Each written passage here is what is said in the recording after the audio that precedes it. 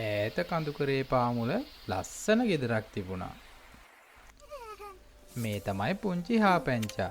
එයා තමයි මේ ගෙදර අයිතිකාරයා. අද නම් පොතක් කියවන්න ලස්සන දවසක්. මේ තමයි පැණි කුරුල්ලා. හැමදාම පරිසරය ගැන අවධානයෙන් ඉන්න මිත්‍රයා. එකපාරටම පරිසරය වෙනස් වුණා. ලොකු වැස්සක් ආවා. කුළුඟත් ගොඩක් තදයි. වැස්ස දවස් දෙකක් පුරාවටම නැවතුනේ නෑ. මේ වෙන දේ ගැන හාපංචර ගොඩක් බය හිතුණා. මේ වැස්ස නම් වෙනදා වගේ නෙවෙයි.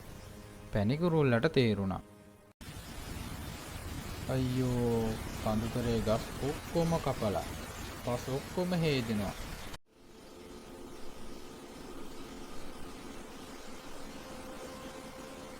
මහා විනාශයක් වෙන්න ළඟයි. පැණි කුරුල්ලට තේරුණා. අනේ වතුර වැඩි වෙනවා. මගේ ගෙදරත් යට වෙයිද?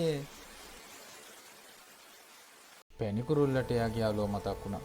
හාපංච හොයාගෙන ඉක්මනින් ආවා. හාපංචෝ හොඳටම වහිනවා. නවතින පාටක් නෑ. කාන්දුවට පස්සේ හේදිලා මේ පැත්තට එන්නයි හදන්නේ. පැණි කුරුල්ලා කිව්වා. හාපංචට හොඳටම බය හිතුණා.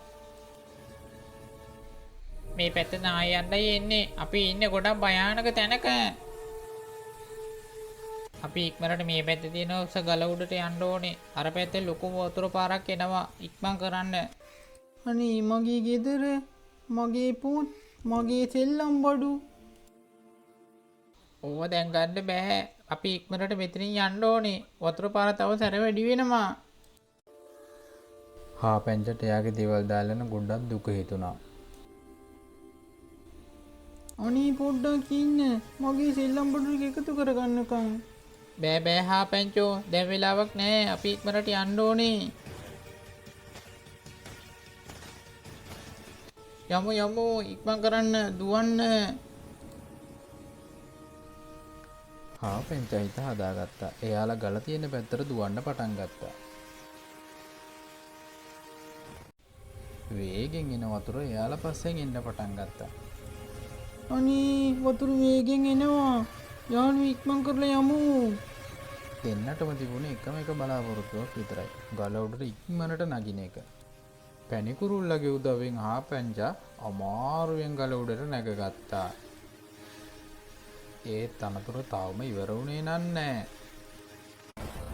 අනේ, කන්දෙන් පස් කඩාගෙන ඇවිත් හාපංචගේ ගෙදරම යට වුණා. ගෙදර ගැන හාපංචට ගොඩාක් දුකයි. හැබැයි හාපංචගේ ජීවිතේ බේරුණා. මාව බේරගත්ත පැණි කුරුල්ලෝ. ඔයාට ගොඩාක් ස්තුතියි. වැස්ස ටිකෙන් ටික අඩු වෙන්න පටන් ගත්තා. දෙන්නගේම ජීවිත බේරුණා. ඉතින් දෙන්නටම හරිම සතුටුයි. ඉතින් මගේ යාළුවනේ, ඔයාලත් මේ වගේ හදිසි වෙලාවකදී ඉක්මනින්ම ආරක්ෂිත තැනකට යන්න ඕනේ. කවුරුත් තනි කරන්නේ නැතුව හැමෝම ආරක්ෂා කරගන්නත් ඕනේ. එහෙනම් ගිහින් එන්නම්.